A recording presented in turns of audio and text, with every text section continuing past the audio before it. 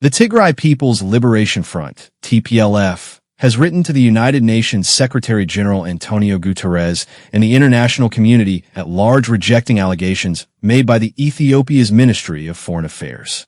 We present the letter as it appears on the TPLF Facebook page, which was written yesterday, October 8, 2025.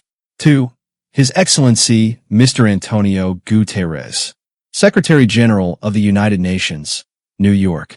Subject: clarification on the allegations by the Ethiopian Ministry of Foreign Affairs of Ethiopia and appeal for renewed commitment to the full implementation of the Pretoria Agreement. Your Excellency, we present our respectful compliments to Your Excellency and the esteemed institutions copied herewith. The Tigray People's Liberation Front, TPLF, finds it necessary to respond to the recent letter issued by the Ministry of Foreign Affairs of the Federal Democratic Republic of Ethiopia, dated October 2, 2025, which unfortunately contains a series of inaccurate and politically motivated allegations against the TPLF and the people of Tigray. Rather than advancing the peace process, such misrepresentations divert attention from the federal government's continued and serious violations of the Permanent Cessation of Hostilities Agreement, COHA, signed in Pretoria in November 2022.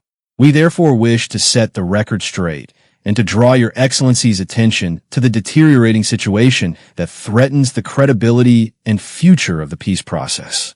Your Excellency, the COHA was signed in good faith as a framework to end one of the most devastating genocidal war in modern African history and to lay the foundation for reconciliation, recovery, and political normalization. The TPLF has honored its commitments under the agreement, as verified by AU and international observers.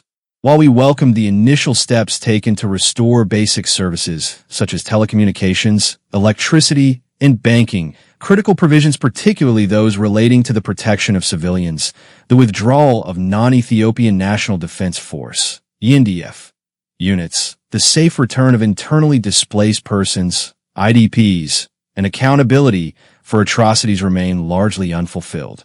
Hundreds of thousands of displaced families continue to live in dire conditions, deprived of shelter, food, and health services.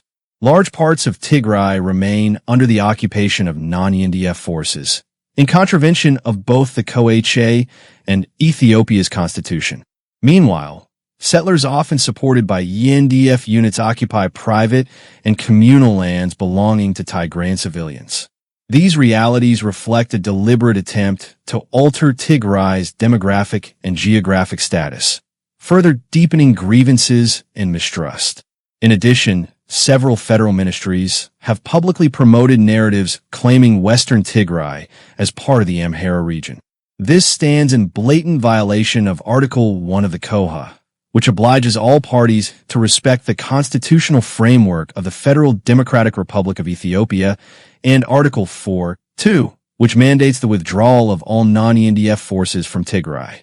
These breaches have severely eroded the credibility of the peace process, weakened federal stability, and cast doubt on the government's commitment to the agreements it has signed before the African Union and the international community.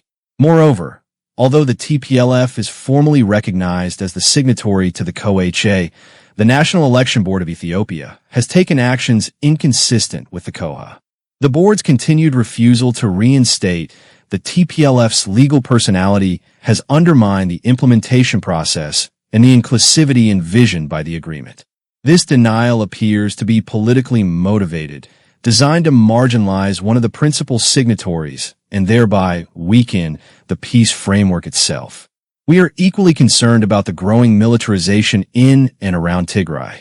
The federal government's continued training and arming of new militias, including the so-called Tiki's Guards and certain disgruntled Tigrayan youth in Afar and other neighboring areas aimed at destabilizing Tigray, constitutes a clear violation of both the letter and the spirit of the COHA.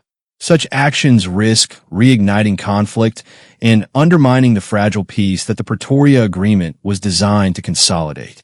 Your Excellency, it is deeply regrettable that, instead of focusing on the genuine implementation of the Pretoria Agreement, the federal government appears intent on diverting the attention of the international community through fabricated stories and smear campaigns against the TPLF.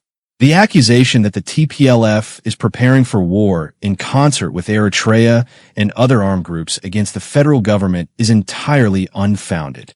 Equally, the emerging people-to-people interactions between communities in Tigray and Eritrea should have been recognized as a positive and constructive step toward peace building and regional reconciliation, rather than misrepresented as a conspiracy for renewed conflict.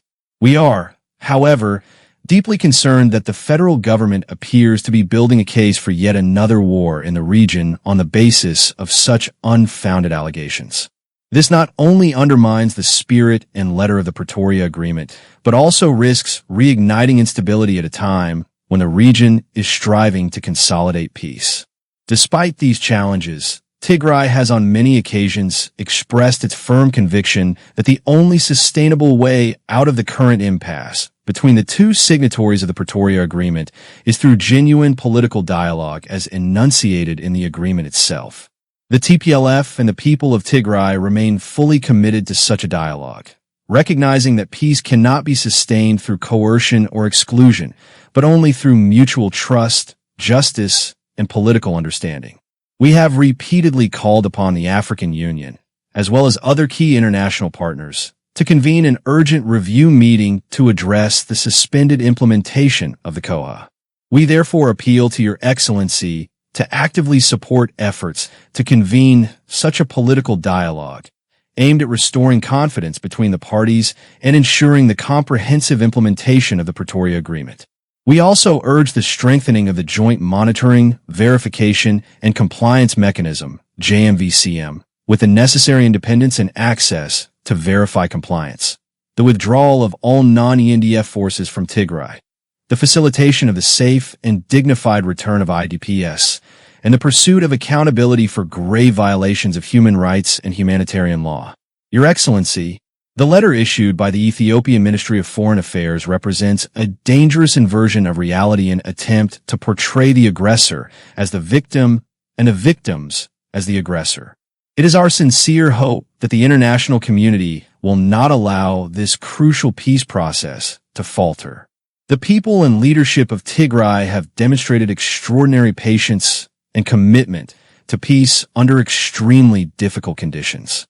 What is now required is renewed international engagement to rebuild the eroded trust between the parties and to revive the spirit of cooperation and reconciliation that inspired the Pretoria Agreement.